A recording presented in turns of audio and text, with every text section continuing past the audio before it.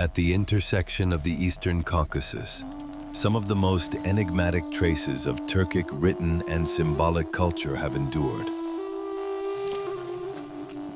Stone as the memory of the earth, the sign as the language of the spirit, sound as the breath of time. In every line, the movement of the sun. In every symbol, the breath of Tengri. In the old city of Baku, İçerişehir, lives a remarkable man who knows Tamga intimately. For each of his works reflects the ancestral Tamgas of the Turkic peoples. Our ancestors spoke in the language of symbols, and the Tamga was the mark of lineage, a symbol of honor and history. The Tamga is the passport of a clan and the pride of a family. Sonra mən başa düşdüm ki, bu hamısı simvollar, hamısı bağlı bir kriptoqram kimi yazıdır, əməli başlı yazıdır. Damğalar da elə oradadır. Bilirsən, orada o mənə işləmişəm. Damğa, o onun izidir. Damğa. Çünki damğalar var ki, kəlağayanın üstündə damğadır o. Buta, götürək butanı. Əsas butan vururlar, o düzgün deyil. Как оберег у нас и так далее, обязательно был знак. Вот он относится к восьмиконечной звезде. Но эта восьмиконечная звезда, она появляется от четырехконечной, когда нам ключевой крест.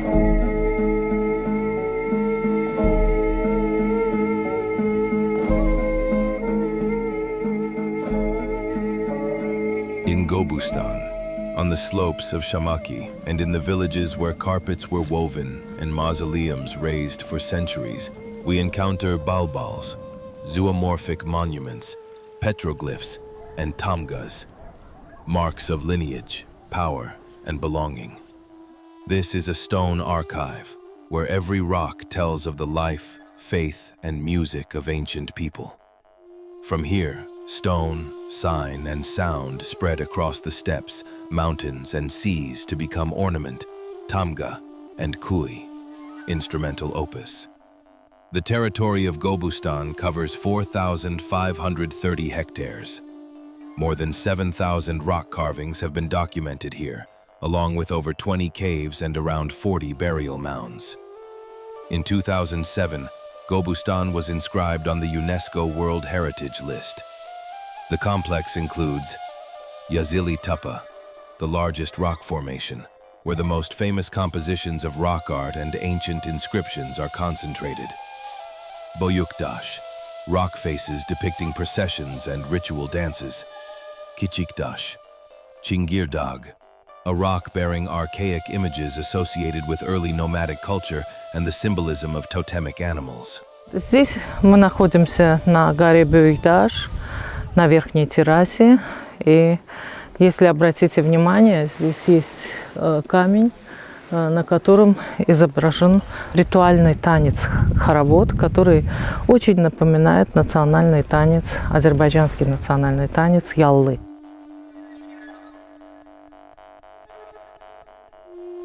In earlier times, the territory of Gobustan lay beneath water. This is why the rocks preserve traces of ancient shorelines and campsites, as well as numerous depictions of boats left by our ancestors.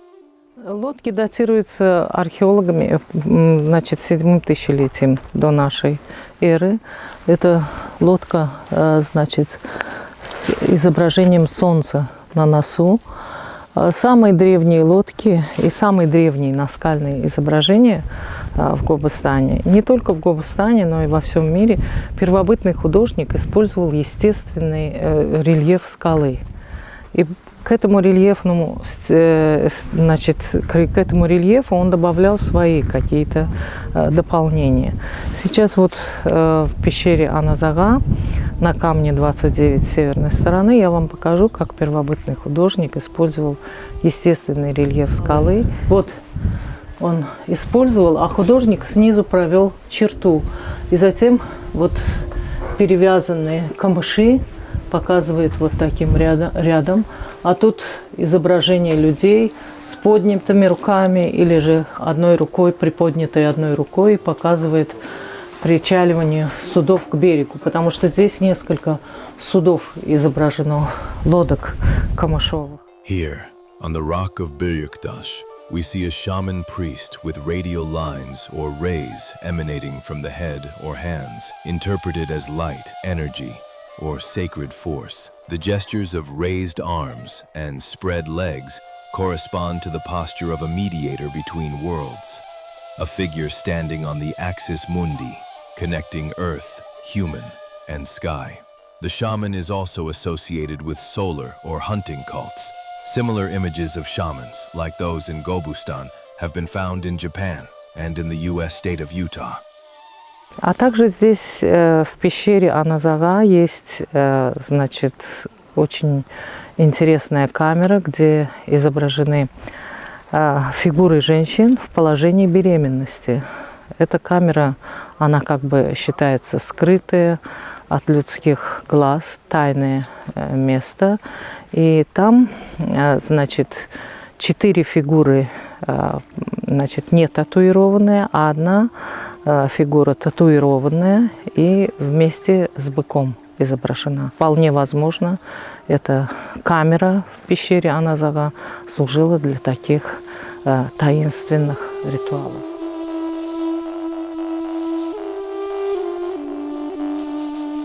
Мы находимся на горе Чингирдах, очень интересное с научной точки зрения место.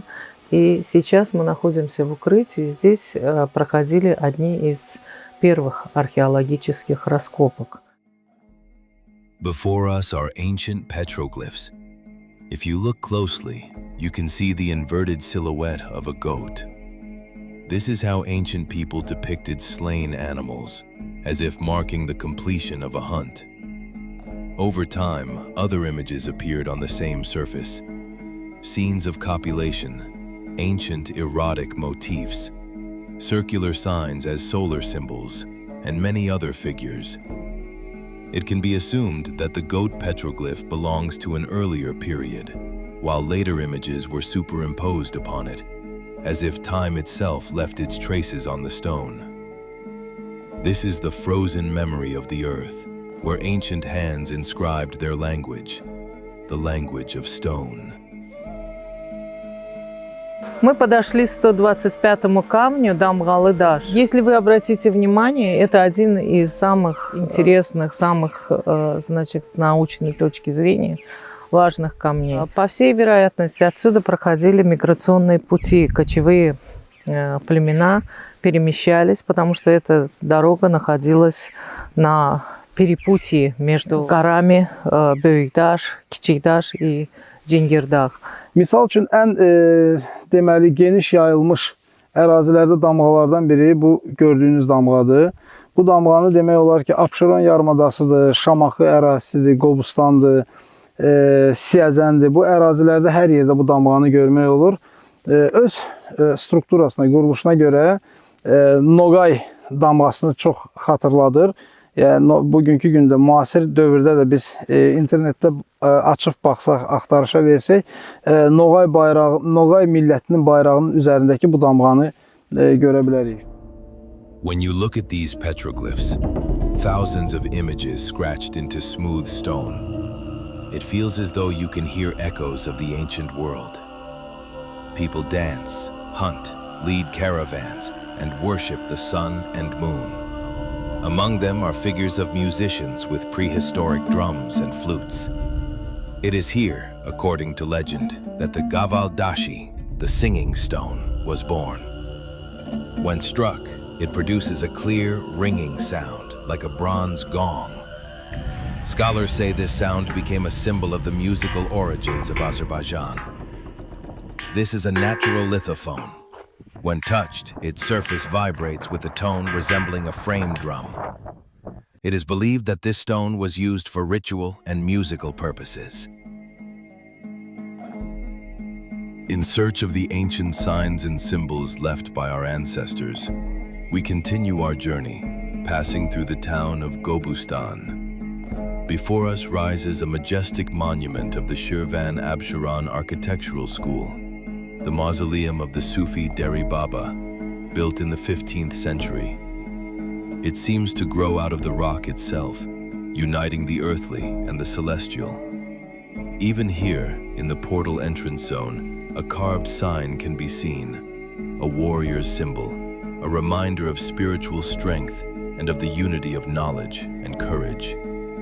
Descending into the underground madrasa, one can feel the breath of the centuries. Among these stone vaults, the spirit of the scholar and thinker Deri Baba still seems present, a man whose life was devoted to the search for truth and the service of knowledge. In the foothills, among weathered slopes, lies a 17th century architectural complex, the Kalakana Mausoleums. This is one of the region's most remarkable memorial sites, preserving the architectural mastery and spirituality of its time. Before us stand 8 stone mausoleums. Once there were 9. Each is built of hewn limestone, crowned with domes and adorned with finely carved portals facing east. These mausoleums are silent witnesses to an era when architecture was not merely a craft, but an expression of faith and memory.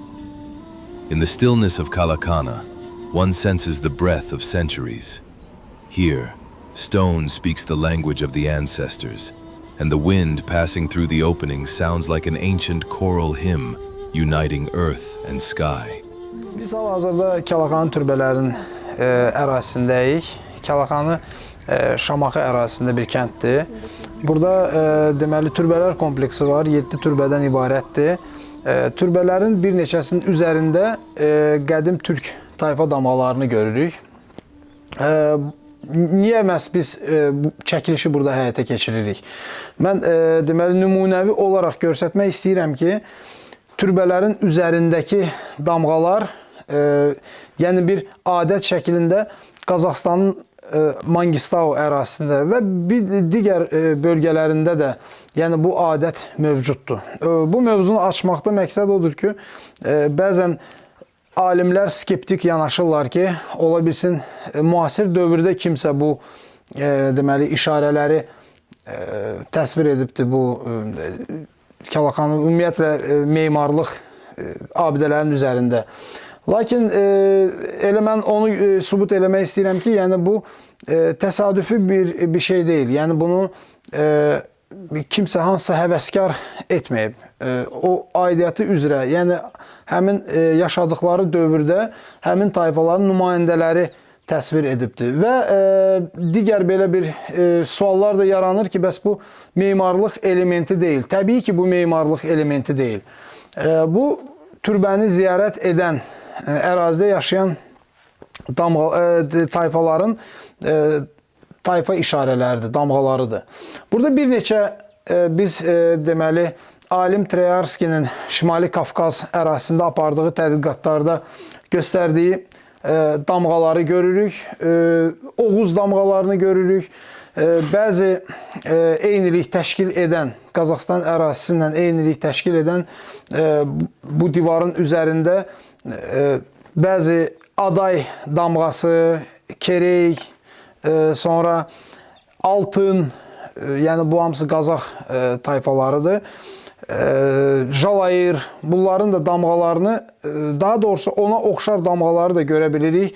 Lakin tədqiqatlar aparılmalıdır ki, bu hansı tayfalara aiddir. Burada digər, məsəl üçün biz Alayontlunun digər deməli növ damğasını bir neçə növ təsvir olunur. Alayontlu Oğuz boylarından biridir, onun damğasını görürük.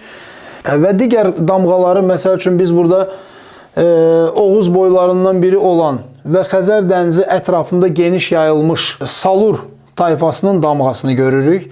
Hətta bu tayfa nümayəndələri Oğuz dövlətinin əhəmiyyətli belə deyək, vəzifələrindən tutmuş nümayəndələri Oğuz dövlətində müxtəlif vəzifələr tutmuşdular.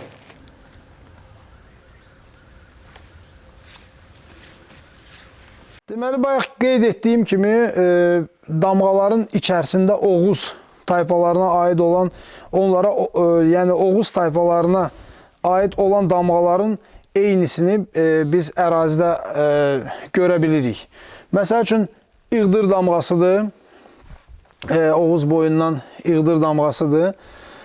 Deməli, Kayı damğasıdır. Kayı damğası biz bilirik ki, bizim deməli bu mediadan da, deməli TV seriallardan da indi məşhur olmuş Kayı boyuna aid Diriliş Ertuğrul'dur, Kuruluş Osmanlı filmindən məşhur olan Kayı damğasıdır. Osmanlı İmperiyasının əsasını qoyan. Məsəl üçün, burada belə bir deməli cədvəllərdə tez-tez rast gəlinir. Qıpçaq damğasına oxşar işarəni görürük. Burada həyat ağacının təsvirlərini görürük.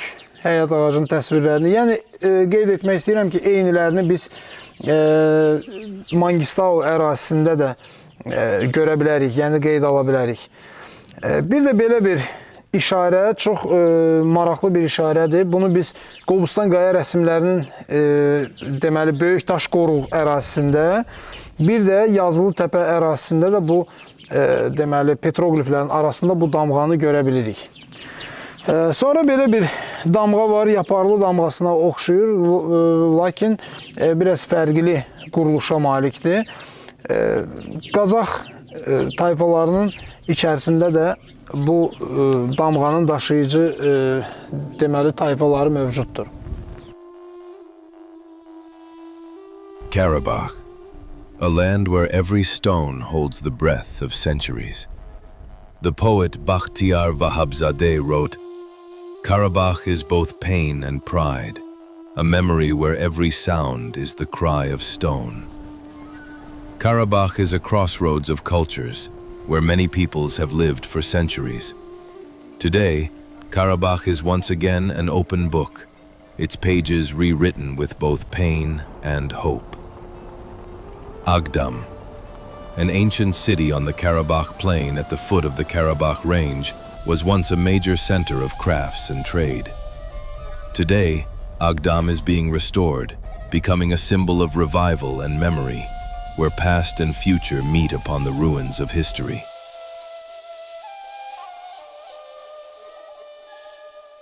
Türk millətlərinin vizit kartlarından biri də antropomorf daş heykəllərdir. Türk dünyasında bunlara daş babalar deyilir. Azərbaycan da bu abidələrlə zəngindir. Bir neçə növü və bir neçə dövrə aid olan antropomorf abidələr var Azərbaycanda. Deməli, Astara bölgəsində tapılıb, Şamaxının Xınıslı, bir də Çıraqlı kəndlərində tapılıb. Bir də Ağdamın hal-hazırda biz imarət kompleksində, Ağdamda imarət kompleksində. Lakin bu abidəyə biz niyə, bu abidələrə, Qarabağ ərazisindən tapılan balbal daşlarına, daş babalara biz niyə xüsusi diqqət yetirməliyik? Bunlar geniş ərazidə yayılmış, bu stilistikada, bu formada yayılmış daşlar geniş, Avrasiyanın geniş ərazisini əhatə edir. O cümlədən deməli, Cənubi Azərbaycan, Ərdəbil yaxınlığında yerləşən Meskinşehir adlı deməli arxeoloji park var. Orada buna oxşar eynilik təşkil edən demək olar ki, bu stilistikada olan daşları görürük. Bundan başqa deməli ən önəmli amillərdən biri bu daşların eynisini demək olar ki, biz İtaliyanın Liguriya bölgəsində görə bilirik. İtaliyanın Liguriya bölgəsində deməli keçmişdə həmin bölgə deməli həmin bölgədə etrusklar yaşayıb və həmin daşları mütəxəssislər etrusk mədəniyyətinə aid edirlər. Bununla bağlı məqalələr də var. İtalyan mütəxəssislər həmin daşları 5-ci, 7-ci əsrlərə aid edir. Elə o fərziyyədən irəli gələrək biz də belə bir qənaətə gələ bilərik ki, Qarabağda yerləşən bu antropomorf daş abidələr, insan fiqurları da həmin dövrə aid ola bilər.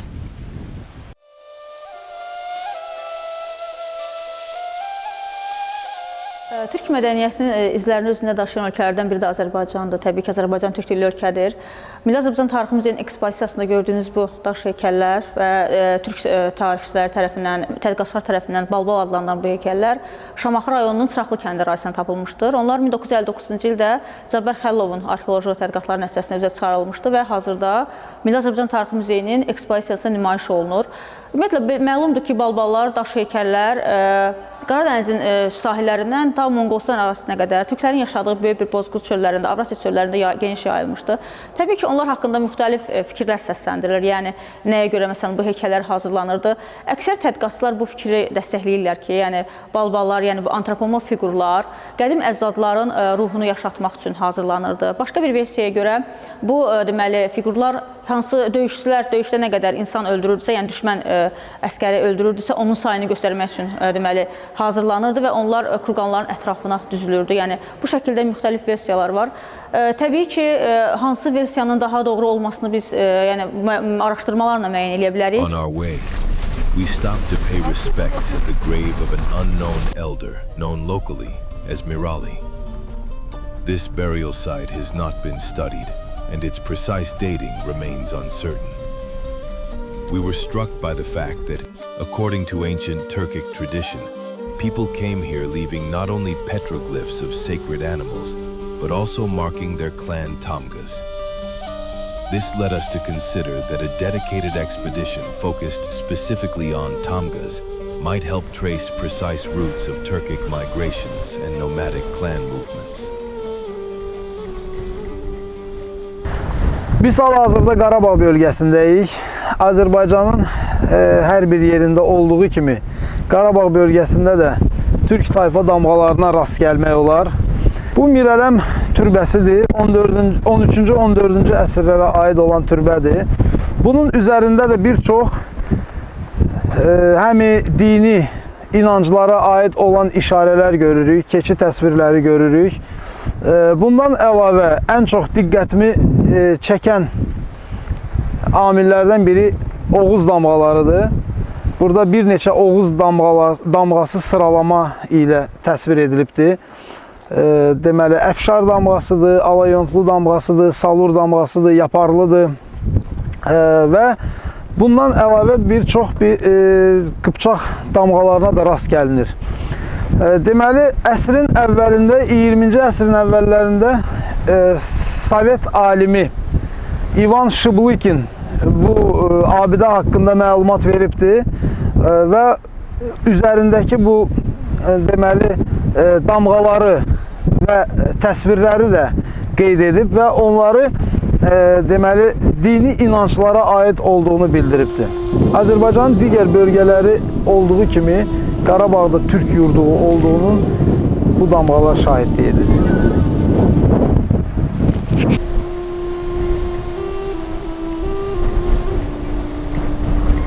Bu Ağdama biz gərək Füzuliyə qayıdaq, eləmi getmək üçün? Ha, oradan da var Bana. Bana tam o anda buraya rahat inanış var. Buradan var.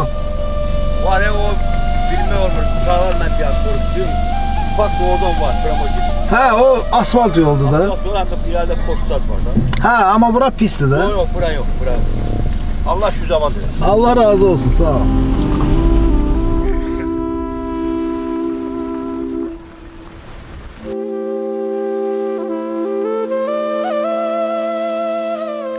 Общетюркское наследие – это не просто древние камни. У нас есть тамги, также Гошташи и Аддаши, зооморфные, антропоморфные памятники. И они символизируют наше прошлое и тюркский мир. Эти памятники – это не достояние одного народа или же одной земли. Это общий код, который объединяет весь тюркский мир. Охрана этих памятников – это священная обязанность каждого из нас. In the stones of Azerbaijan, the ancient voice of the Turks can still be heard. Petroglyphs, signs, symbols, and tamgas, these are the breath of our ancestors. left behind by the winds of time. As long as we read these signs, we remember our path. From Gobustan to Altai, the same symbols guiding us across millennia. Thus, the Turkic world is a single line, forever carved in stone.